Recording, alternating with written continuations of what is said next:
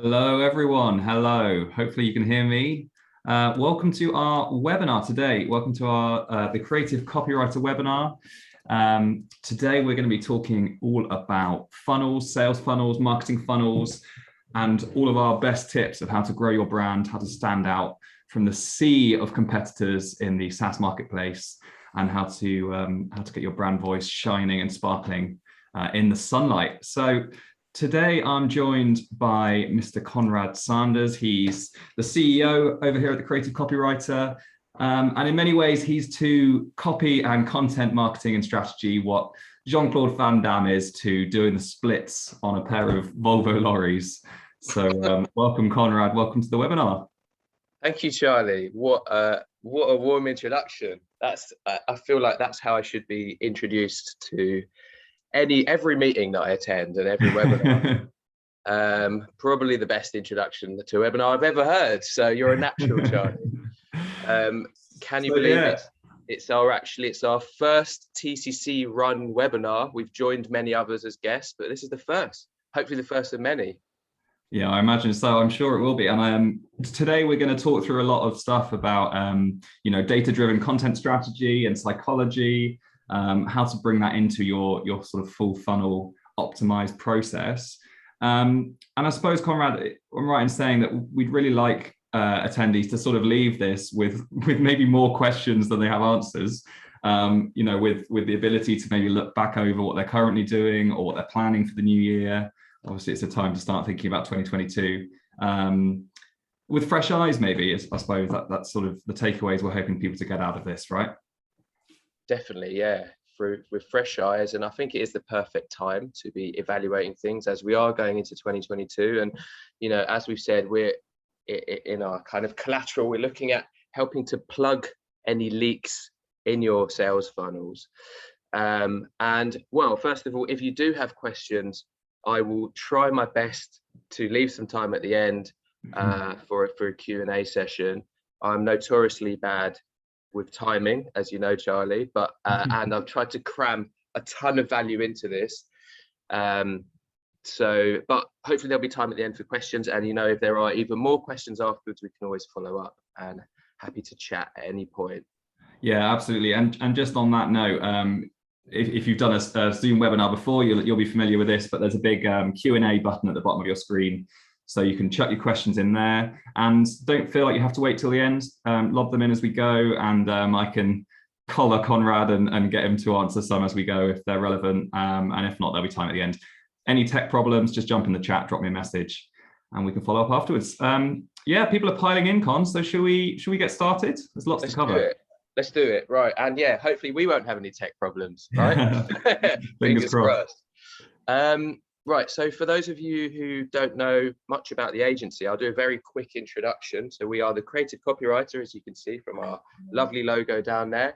In a very small nutshell, we offer strategy and words. And to expand on that nutshell slightly, we combine the science of data-driven content strategy and psychology with the art of creative copywriting, essentially to help brands, especially SaaS brands, get their words right at every step of the customer journey. So every step of the funnel being the operative word here, because that's what we're here to talk about, as you can see. But before we dive straight into the funnel chat, I'd like to start by making a comparison between funnels and, if my laptop works, and dating. You see, funnels are a bit like dating. Now, as you know, Charlie, I've been married for over 10 years, believe it or not, to my lovely wife, Nitzad, who also happens to be the managing director of our agency. But for the sake of this analogy, let's imagine, if you can, that I were a single man and I decided to get back into the dating scene through the modern medium of Tinder. Now, I've never had the pleasure of using Tinder before, but let's say I found a prospective romantic partner within the platform, and the first thing that I said to this lovely lady was, "Hi there, will you marry me?" Now, we can probably all imagine what kind of response I might get from this approach. it might be along the lines of what the F, I don't know you, no thanks, perhaps things like back off creep, etc. Now, the question is why, right? Why would we get such a negative reaction? First of all, they don't know me, right? And second of all, they don't trust me. You can't really trust someone without knowing them. And thirdly, they don't know what I have to offer. They don't know what my value proposition is as a, as a potential lifetime partner. Obviously here, this is an analogy. We're trying to equate this to the sales funnel and the marketing funnel. And my point really is that, funnels are a bit like dating. Don't try to sell too quickly, or to use some Love Island terminology, they might get the ick, right? They might get scared off and run a mile. And the crux of the reason for that, and the crux of the reason I'd say for why content marketing actually exists in the first place as a very powerful marketing approach, is because, to put it simply, most people aren't ready to buy yet. And this lovely looking illustrations diagram here is what we call the larger market formula. And what it shows you is that on average, only about 3% of your target prospects are in buying mode at any one point, which means there's a whole other kind of big chunk of people that aren't in buying mode. 17% are just gathering information, 20% are problem aware but not yet gathering information, so they're aware of the kind of pain point that they have that your software, your SaaS platform solves. And then there's that huge chunk of people that aren't even in that awareness stage yet, aren't even aware of the challenges yet. So the problem with this, and the way I think this is quite a nice way to illustrate it, is that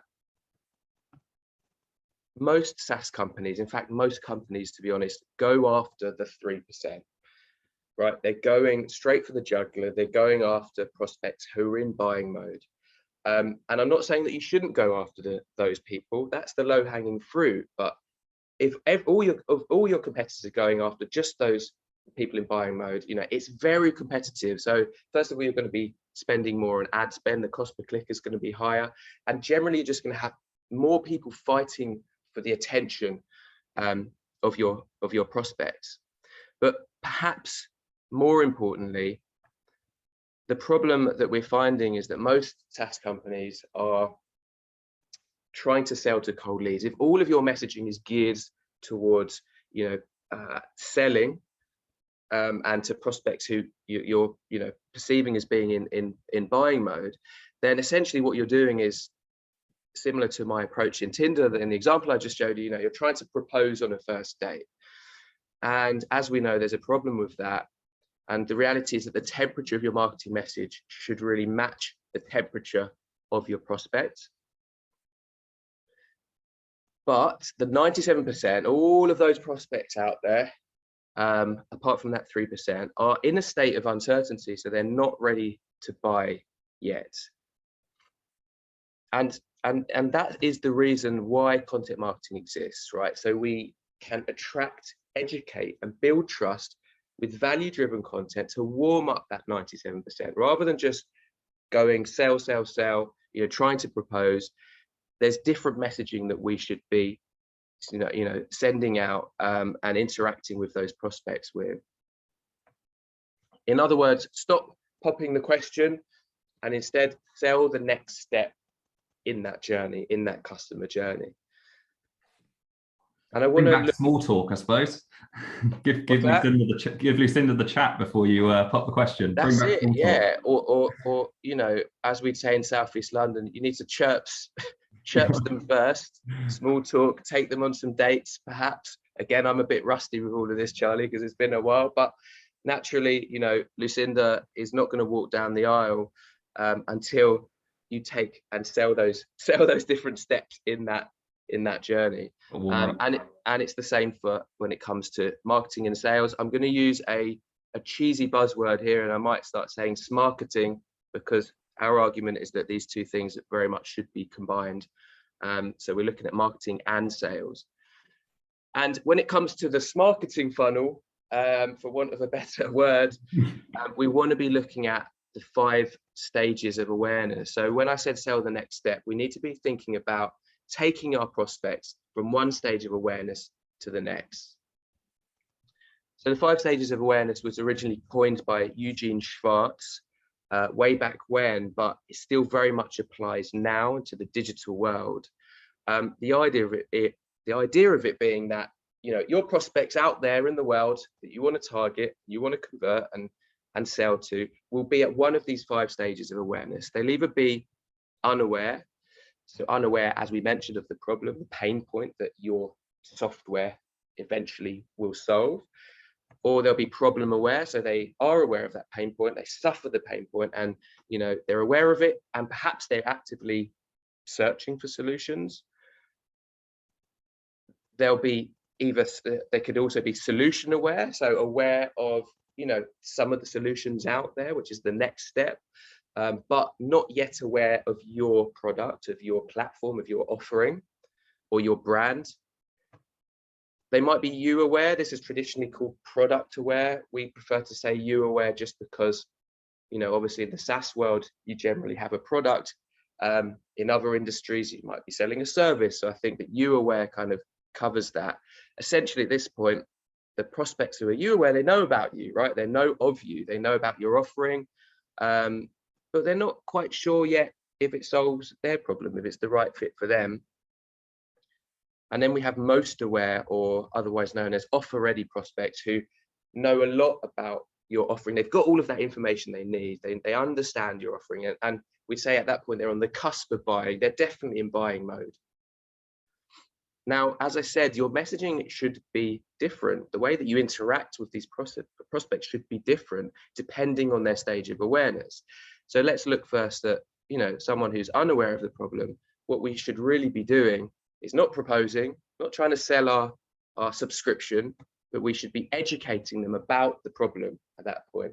And I've written tougher job here in green because generally, you know, with marketing, we generally aim for problem aware and down, because it is a tougher job to take people all the way from the unaware stage. If they're not aware of, or they don't have that particular pain point, or they're kind of not aware of it, it's obviously harder for us to pull them down that funnel and convert them. But in some cases, you do need to, you know, you might be in a kind of prehistoric industry where things have always been the same, and you know, there are these pain points there, but prospects just don't even realize that it's a problem because it's always been that way. And you might need to educate them about that problem, make them aware that there's productivity wastage happening and all this time they could be saving.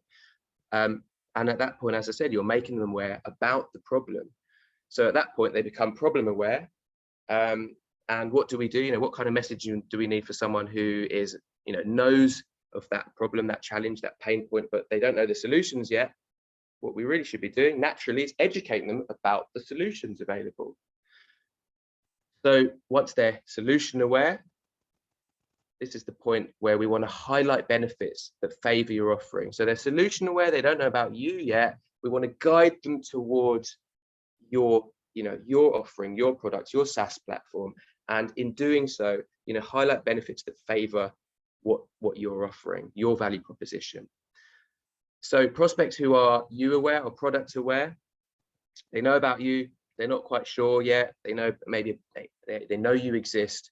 At this point, you know, this is where the kind of conversion copywriting comes in, and we want to basically persuade them that you're the best fit for their needs. We want to, you know, do so with your value proposition, with your USPs. And as you can see, higher up in that funnel, it's much more about education and value and content, you know, educational, value-driven content. Further down towards the pointy end of the funnel, we're looking more at trying to convince and convert with conversion copywriting. And so once they're most aware, right, they're on the cusp of buying, they've got all of that information they need to understand if you're the right fit or not. Really what we need to do at this point is make them an offer they can't resist. So this might be the salesperson's job. It might be done digitally through a free trial, etc. Now I want to contextualize this. So let's give an example. I'm sure, well, hopefully you guys know Xero. It's an accounting software which we use at TCC.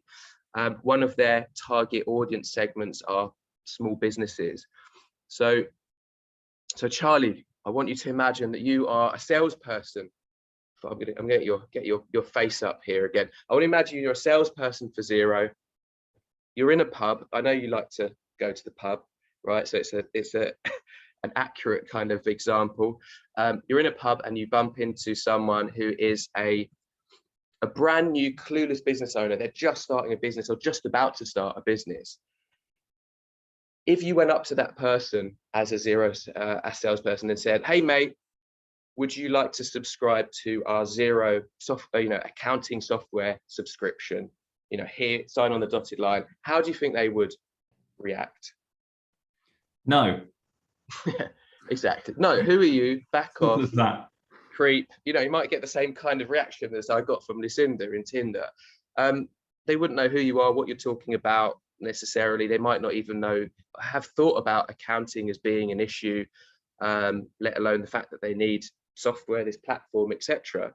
So again, think about what you would actually do in a real life conversation. It's quite useful when trying to translate that to the world of content marketing and digital marketing. You wouldn't just go up to someone and pitch that final offer if they were unaware, a brand new clueless business owner.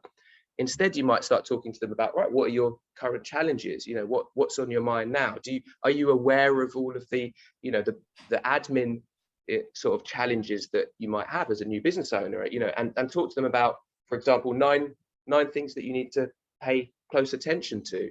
And if this was a digital interaction, this might come in the form of a value-driven blog post entitled "New Business Admin: 9 Things to Pay Close Attention to," or something along those lines. Starting your own business, don't forget these 9 things, for example. And what we're doing is we're educating them about some of the problems.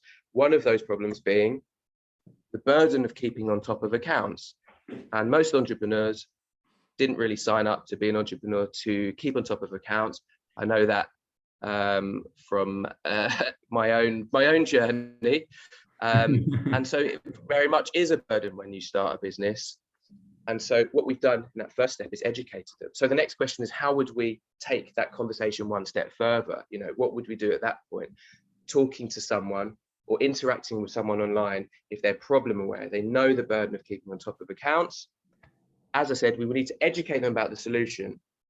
And it might come in the form again of a value-driven article. Maybe this is a lead magnet, a gated white paper or ebook, for example, an e-guide, how to stay on top of your business accounts, right? So at this point, we're offering them the solutions to that burden, to that problem, that pain point.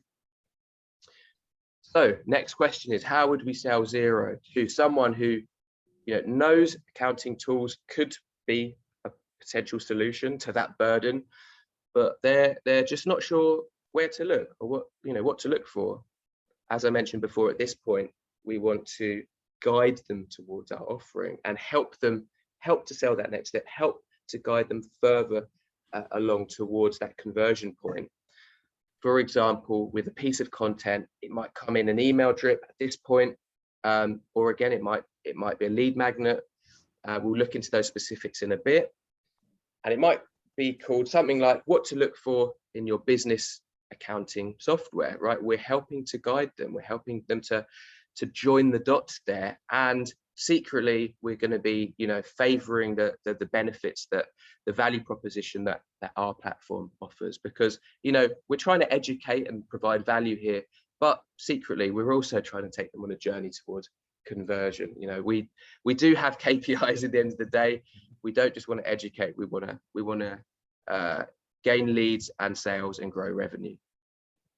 So now they're aware, they know of Xero, right? You're in the pub with them. They're like, oh, okay, yeah, oh, great, thanks. You've had a long conversation, right? Because you've had your 5-6 pints in, and now they understand the solution to the problem. Now they understand that accountancy software is probably the right thing for them, etc. They know that you exist as a brand, that Xero is a potential option. So at this point, we can start, getting salesy, and we can essentially start talking about the value proposition of Xero and why it's the right fit for their small business needs, listing the USPs, the benefits, etc. Then they become most aware, and they know all about Xero, what it has to offer, because you fed them with that information, whether it's a conversation in a very long conversation in the pub, or if it's through this digital content marketing journey. And at this point, we want to make them an offer they can't refuse, such as all these benefits for only 26 pounds per month, and start with a free 30-day trial. It's a no-brainer, right? Try it for free. So we want to remove friction at that point, make it a very easy next step for them to convert. So a minimum viable commitment, we call it. And Con, I suppose it's worth flagging, isn't it, that this applies to much smaller scale differences as well. Obviously, this example is about someone who's completely new to this whole product, this whole solution. I suppose for a lot of SaaS companies, it's maybe something completely new. They've innovated in an area people don't understand yet. But it can also be, I suppose, about enhancing something you're already doing, it, can't it? So I guess the unaware can be, actually, yeah, as you said earlier, there's all this wastage that you're suffering from that you've not even clocked yet. Or, there's something in what you're doing that's costing you all this money. So let's educate you about that rather than about an entire extra solution. Yeah, I think that's it. I think that,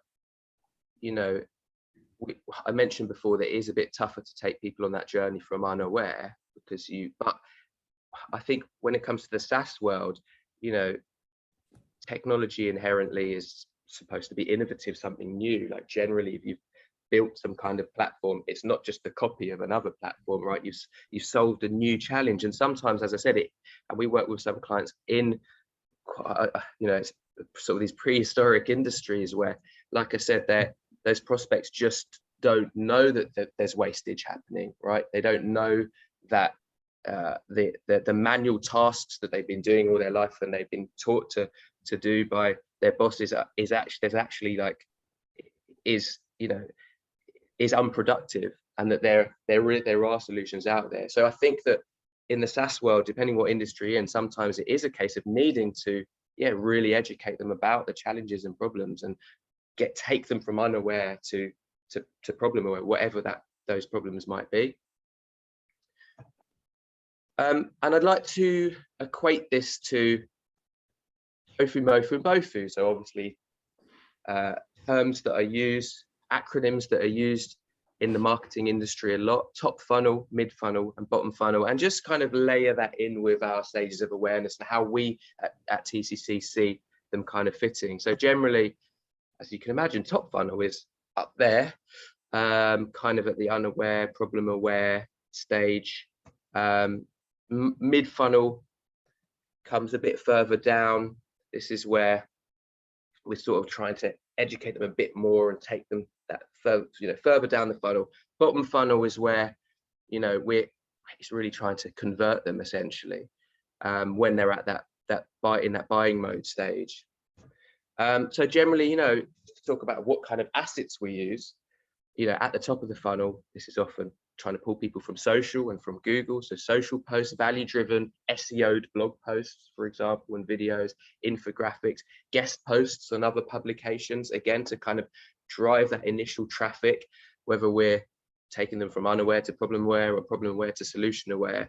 Then and our goal here, just to put it simply, which we've tried to do, is basically to attract and engage them. If we're going to use a fishing analogy, I've never fished in my life, but let's just do it. It's kind of the bait, right, to attract the fish in the first place. So we've gone from dating to fishing, and I'm sure there'll be some more analogies as well for you.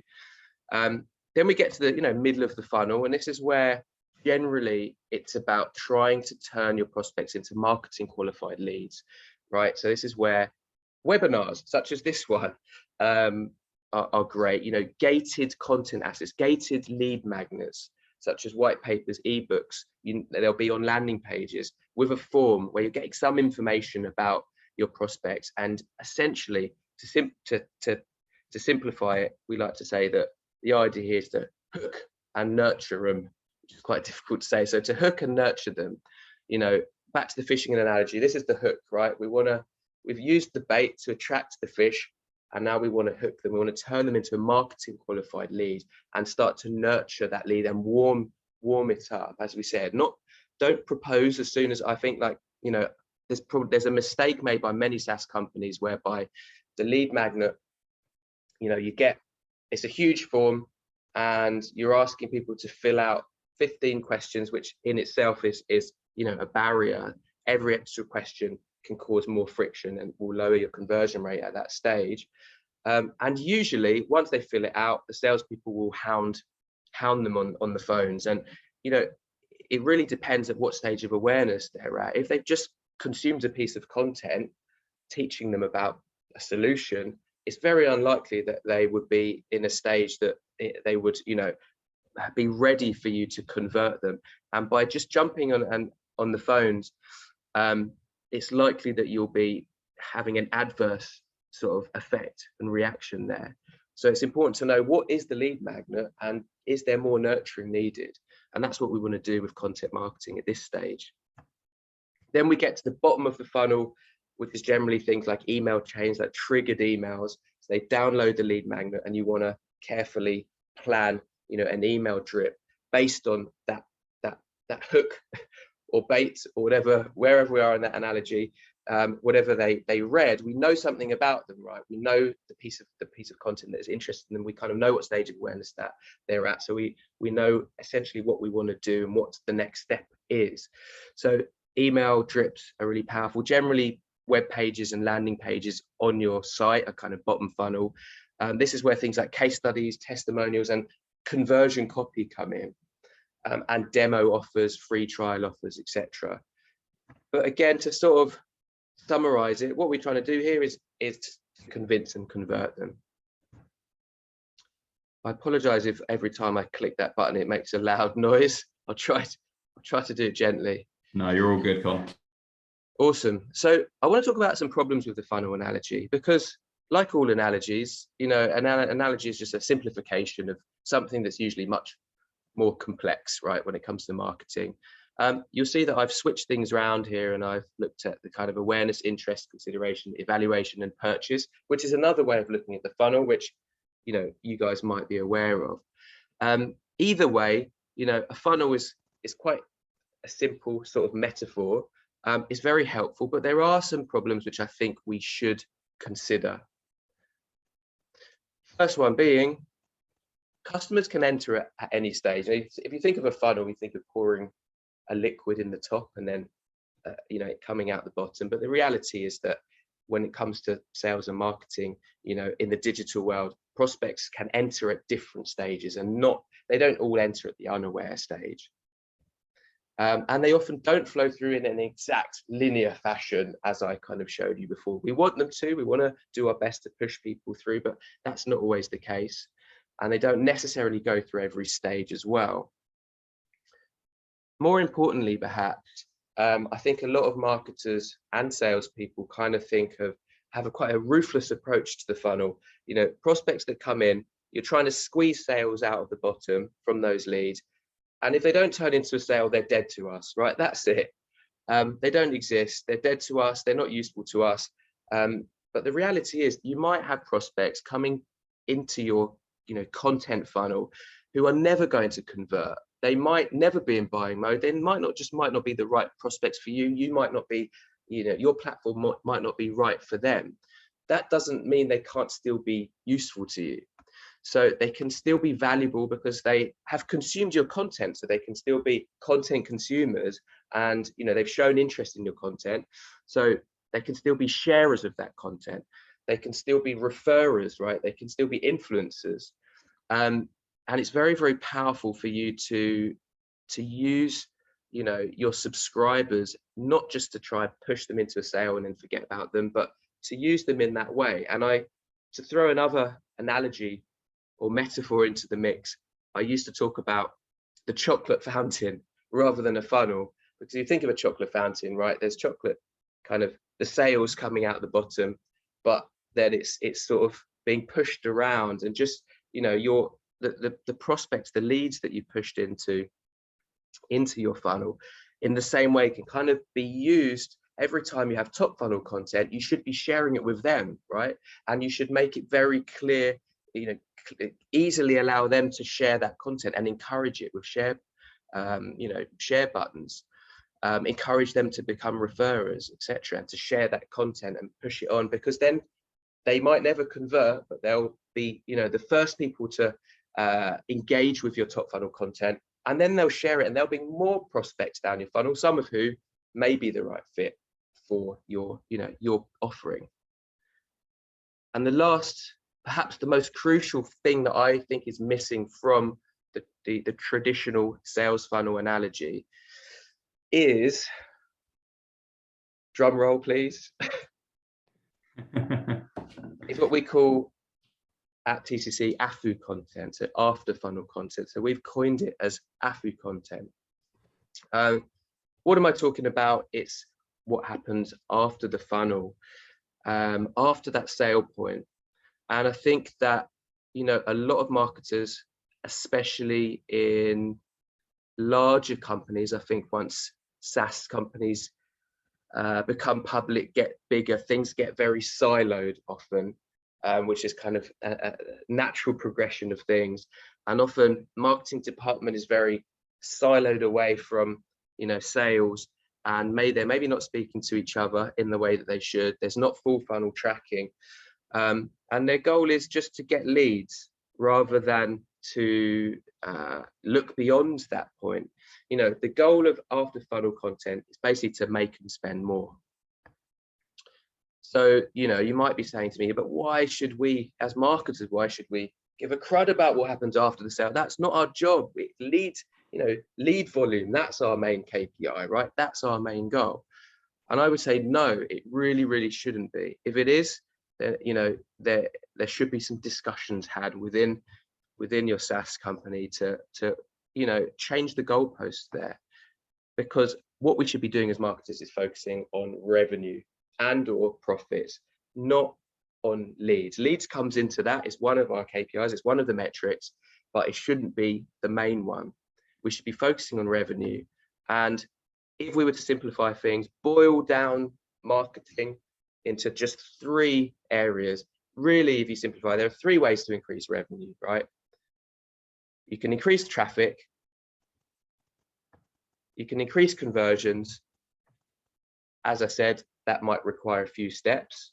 So I've said conversion here, but I'm really referring to that journey of converting them at each step and, you know, packaging it up as conversions. And I think that marketers generally, usually will focus on 1 and 2, sometimes just number 1. And in many cases, both increasing traffic and conversions. But the other thing that we really should be focusing on is increasing customer lifetime value. And that's where we should be looking beyond that conversion point, you know, at after funnel content and what happens after they've converted. So as marketers, we should be focused on all 3, traffic, conversion, and customer lifetime value, i.e. what happens after the sale, for maximum gains.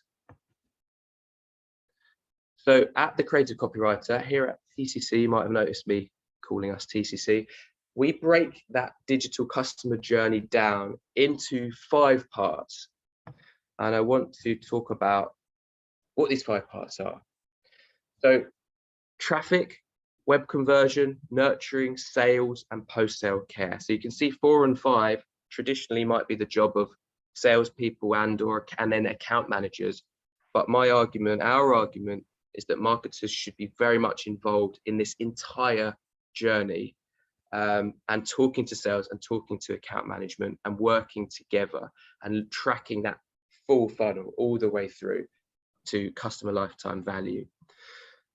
So I want to look at what are the goals and KPIs at each of these stages, and how does copy and content help, right? We are a content strategy and copywriting agency. So how do words help at each stage? So when we're looking at traffic, our goal is to increase the total number of visitors mainly, right? Also increase visitors per channel and decrease the cost per visitor. How can copy help? We can write better PPC ads that are more relevant. more tailored to a specific audience at a specific stage of awareness, maybe in a specific region. We can write organic, well, we can improve organic traffic through SEO'd content, so blog posts that have been SEO'd. Again, better content that's going to grip prospects more, that's going to keep them on page and increase that page duration, increase that page depth. Thus, you will do better in Google, and it will increase your organic traffic. And of course, there's social media and these other kind of extending your content marketing outside of your own platform. Social ads, general social posting to your community, PR, guest posting, etc. So let's look then at web conversion, right? The goal at this stage of that journey is to increase the conversion rate simply from visitors to marketing qualified leads. And if you want to then go into more of a granular breakdown, we can look at by page and by lead source. But the overall goal here, the main KPI, the thing that we should be tracking is that conversion rate from traffic to MQL. How does copy and content help? Well, first of all, we can write better website copy and landing pages. We can write, using conversion copywriting techniques, A/B testing, etc. We can write much better lead magnets, ebooks, white papers, but ones that truly resonate. And we'll talk about in a bit about how to, know that you're going to create content that resonates. And we can do other cool interactive stuff like chatbot scripts and things that have proven to get, higher conversion rates. Then we get to the nurturing stage. Again, one of these stages that's often missed by marketers, both in the SaaS world and outside of it. This is the thing that I didn't do when I was trying to woo Lucinda in Tinder before. So at this point, we want to increase the conversion rate from MQL, from marketing qualified lead, to SQL, to sales qualified lead. That's the main metric that we're looking at, the main goal. And we can also look at speed of conversion as well. How does copy and content help? Well, first of all, we can create very, very tailored, very good, very strategic email nurturing sequences and drip sequences. At the same time, remarketing, retargeting ads can follow prospects around, and you can get very granular depending on what landing page they've landed on, what asset they've downloaded. Make sure the message is tailored to them and not just a scattergun catch-all messaging, and that remarketing ad copy and your email drip messaging can be in sync as well. And of course, newsletters, so that long-term nurturing. You can create newsletters, blog content, which is often promoted through the newsletters. You can nurture people over a long time. Often what we say is, if you haven't converted them with that drip, with that kind of funnel, make sure that they're then added to the long-term nurturing drip, the newsletter, because you will stay front of mind. They might not be in buying mode now or in the next month, but 12 months down the line, they might be. And if you're constantly nurturing them with value-driven content, you will become their trusted advisor. You will become, front of mind for when they are in buying mode. You'll be the first platform, the first brand that springs to mind. So let's look at the sales part. The goal here is to turn, the SQLs into deal one, increase that conversion rate, and increase the package size, essentially, what subscription package they go for, or the order value, the contract value. So copy and content can help, because we can create better sales collateral, we can create sales decks, demo pitches, and often, again, marketing aren't working with sales, but if you talk to your salespeople, do they have a post-sales call? If there is a sales call and it's not all done digitally, do they have a post-sales call drip? How are they following up with their prospects? That's something that you can have, marketers and copywriters create and really think about. And then we get to post-sale care. And the goal here is to increase the average customer lifetime value. As I said, the CLV, a very important metric, increase retention length, increase referrals per customer. And the way that marketing and copywriting can help is through upsell, cross-sell email sequences, employee advocacy content, landing pages, etc., product pages when you're trying to push new products, trying to upsell, and again, newsletters for current customers, right? Newsletters to nurture them, help make sure that they're using the platform properly, get more insights from them, etc. So the really cool thing, or at least I think this is really cool, is that even small uplifts across the entire funnel can have an incredibly powerful accumulative effect. And I want to look at some maths now. Charlie, I know you used to be a maths tutor, right? So you're great at words and numbers. So hopefully I won't let you down here. I've got faith in you, don't you worry. Thank you, thank you. So in this example, let's say you've got monthly marketing spend. This is just an example of 15K. And currently, you know, revenue wise, you're bringing in 30K. So there's 15K profit there. You know, you can look at all these numbers, but we'll send you this afterwards. You can dig into the numbers. Let's look at the main ones there. So what we can do with what we call full funnel word optimization by looking at that each stage is just improve things across that entire funnel. So even if we just, you know, improve the PPC ads or the social ads by a tiny bit and decrease your cost per visitor by, you know, a small amount, 10%, from £2.50 to £2.25. It's a small gain there. But then we also looked at that web conversion and improved it, A/B tested landing page, improved that conversion rate from 10% to 11%. And then we also looked at nurturing and the drips, etc., and what happens after what you're doing with those MQLs, and improved that from 5.5 to 6%. We did the same with sales by improving some sales collateral, and then we helped to increase customer lifetime value by doing more nurturing post sale. You know, all of these seem like small amounts, 10K to 11K, you know, 5.5 to 6, 10% across the board. But just by undertaking this project of full funnel word optimization, which can be a one-time thing, you can, as you can see, the ROI here can be huge, right? We could be putting in 15K a month, and now we're looking here at profit, getting, you know, well, revenue wise, that's 48,000, something like that. But basically, the ROI is 230%, and you could do that once, and suddenly every month there's that huge gain just by looking at full funnel. But a warning to you, without full funnel tracking, marketing may be sending through duds and hindering revenue growth. So not only is, you know, looking at that full funnel very important and can really help you maximize those gains, but by not doing it, you could actually be having a negative effect, negative ROI. Because, you know, if we're, as marketers, if we're only looking at traffic, web conversion and nurturing, you know, and we create some content, you know, do some kind of activities to improve those areas, you know, we might go, look guys, look everyone, we've improved things by 10%, our job is done, you know, patting each other on the back.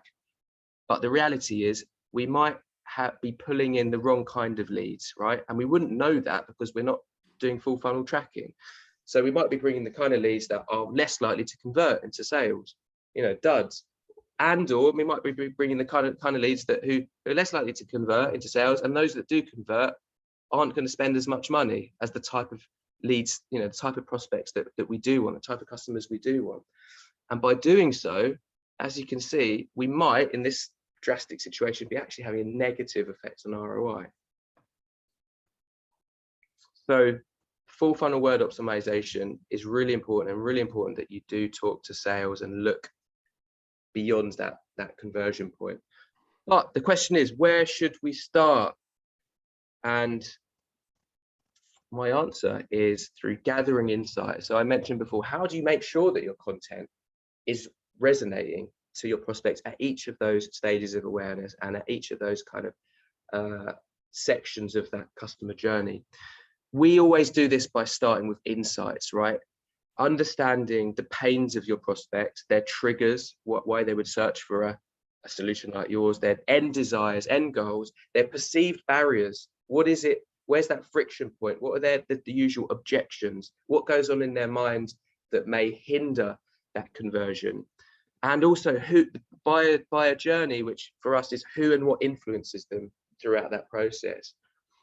It's so powerful to gather those insights and not just base your decisions on assumptions, but base them on actual insights.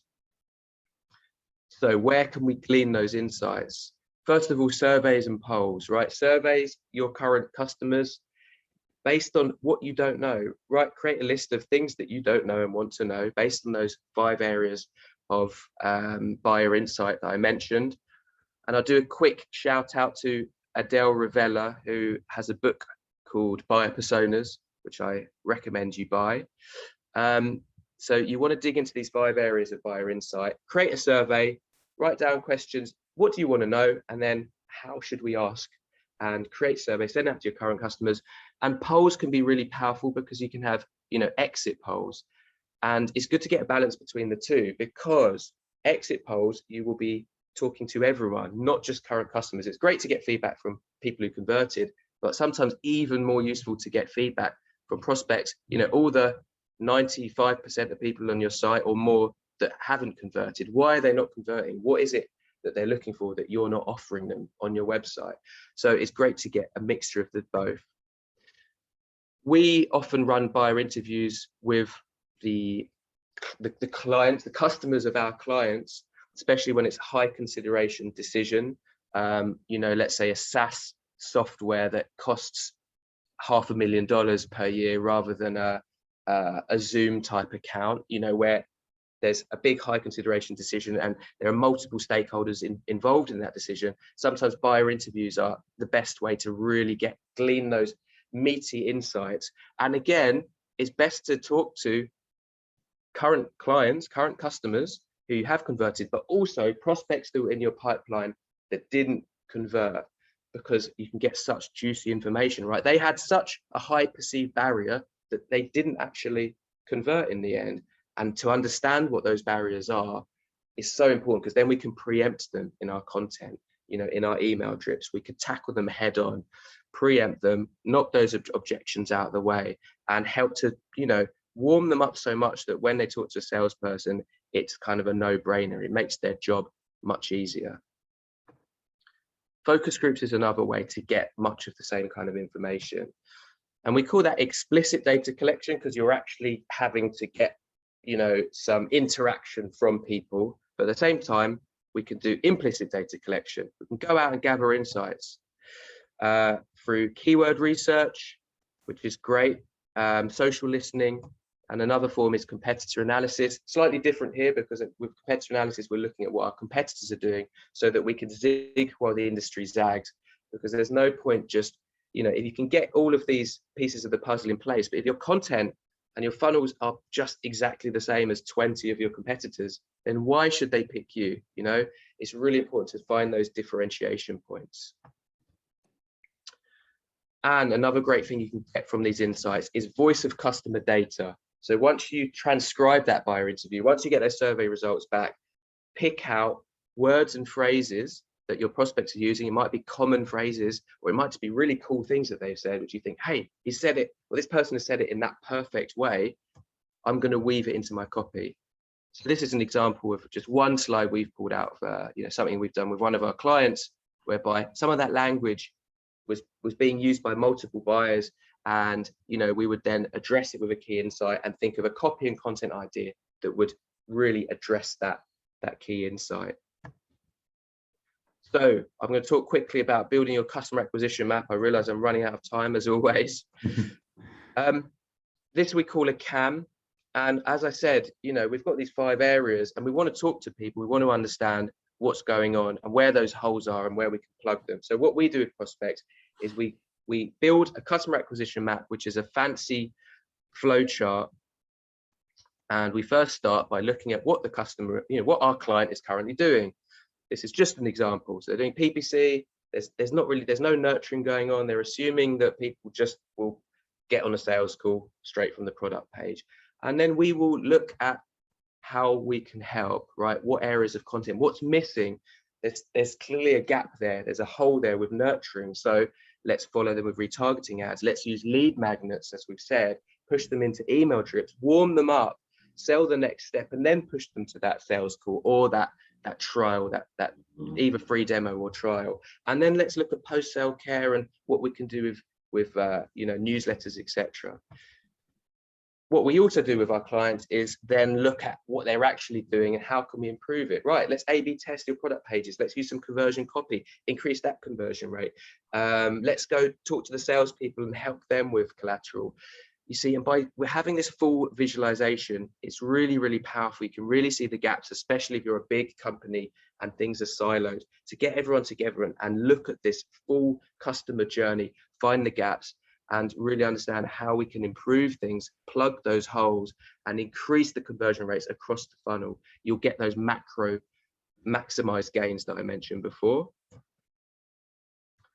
It can be quite complex. This is an example of what one actually looks like. It's sort of more complex, but it's totally worth it. And it's loads of fun if you like a good flow chart. Now, I've got this one extra slide, which I had here, if time allowed. It's how to build email drips. So it's kind of a deep dive into email drips. But I think it would be best to keep this slide for you. You know, we're going to send the link out so you can grab these slides, because I want to open it up to any questions there may be.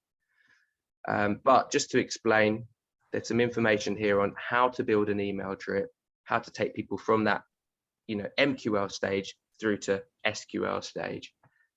But again, you're going to get these slides. I'm jumping through because I said I'm not good with time. So to recap, let's recap before any questions. First of all, sell the next step. Don't propose on the first date. Number 2, move your prospect through 5 stages of awareness. Think about what stage of awareness they're at. And we can do so by even their search terms, right? If they search Xero, they you know they're you aware.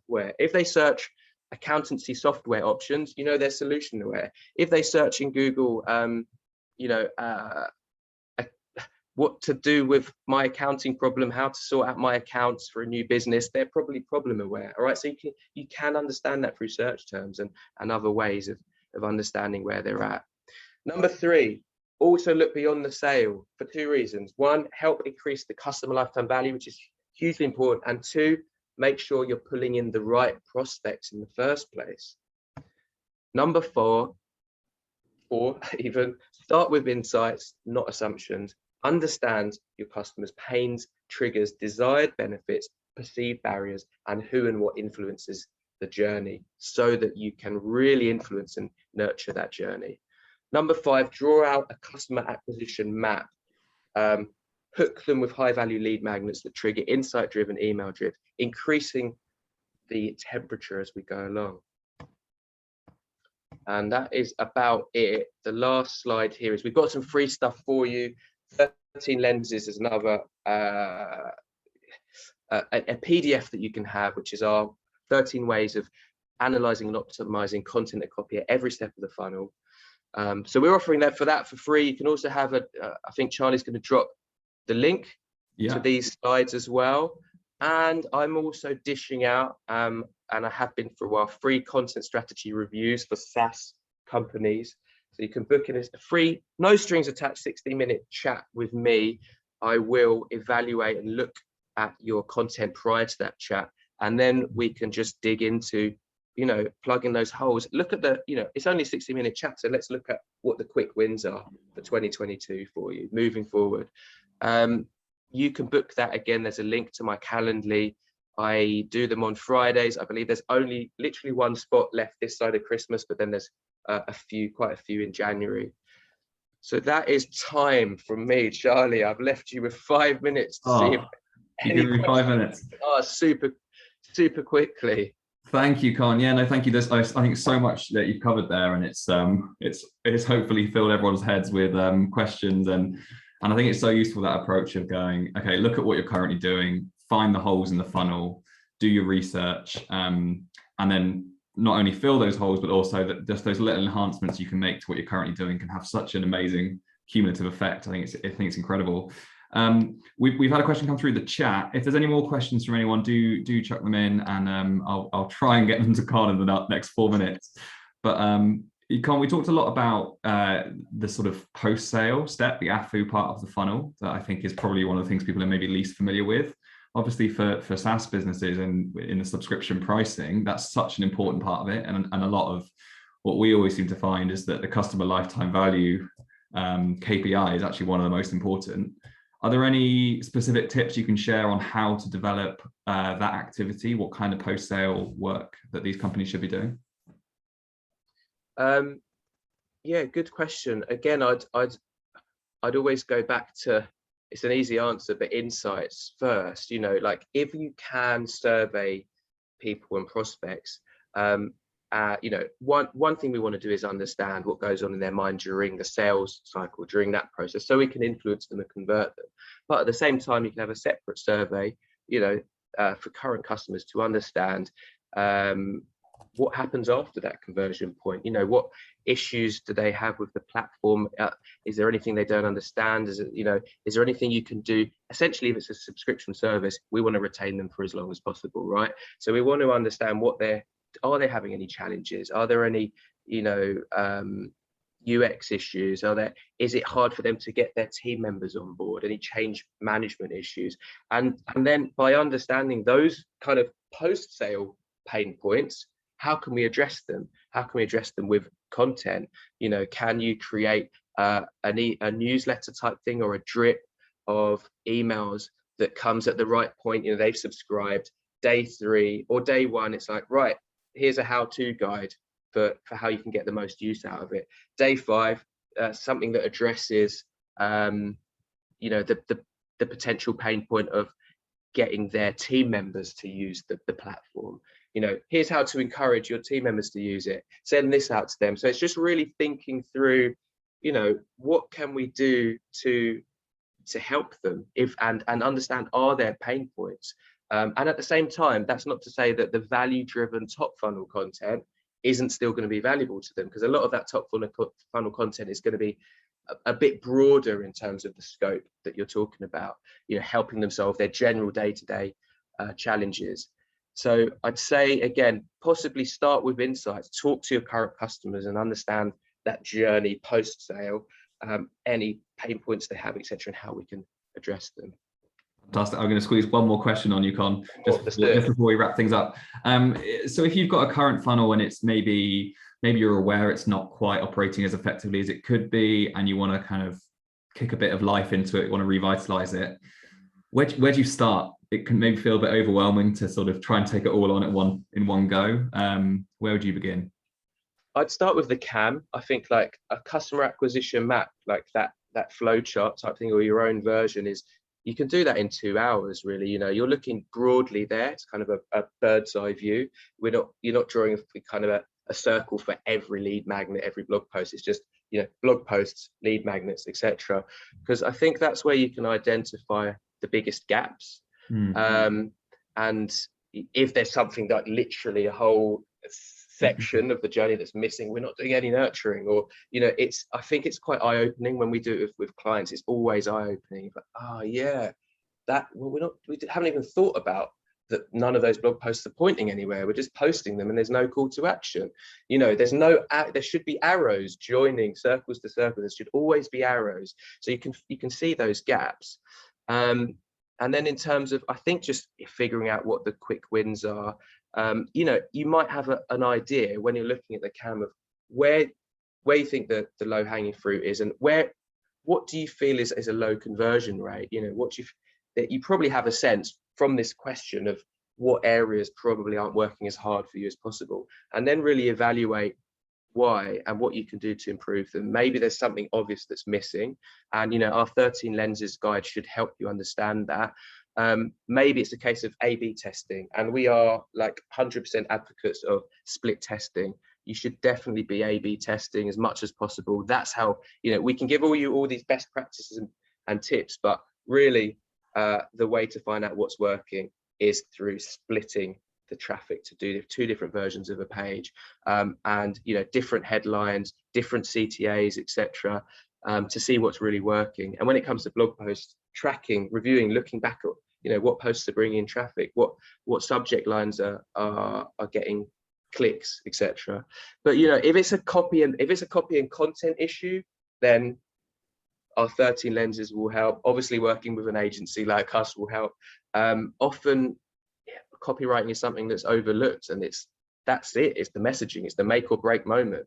that subject line, people will either go, no, I can't be bothered to open that because I get 1,000 of them, or wow, that's intriguing, I really want to open that email. That's it. Those 4 or 5 words will make or break that specific open rate, which is a part of your funnel. So words are important, guys. That's my final message of the day. That's a great note to end on. Thank you, Con. And yeah, and that nothing can really beat real world data, that information you can get from actually doing it, actually trying it out. Thank you so much for your insights today, Con. Any further questions or things, please do get in touch. We'll leave the webinar open for another 30 seconds or so you can grab that link to the slides from the chat, which, as I say, has the 13 lenses PDF and also that link for Con if you want to book in a free content review. But thanks so much for coming, and I hope everyone has a great rest or start or end of your Thursdays, and we'll speak soon. Thanks a lot, Charlie. Cheers, guys. Thanks, everyone. Bye-bye. Bye.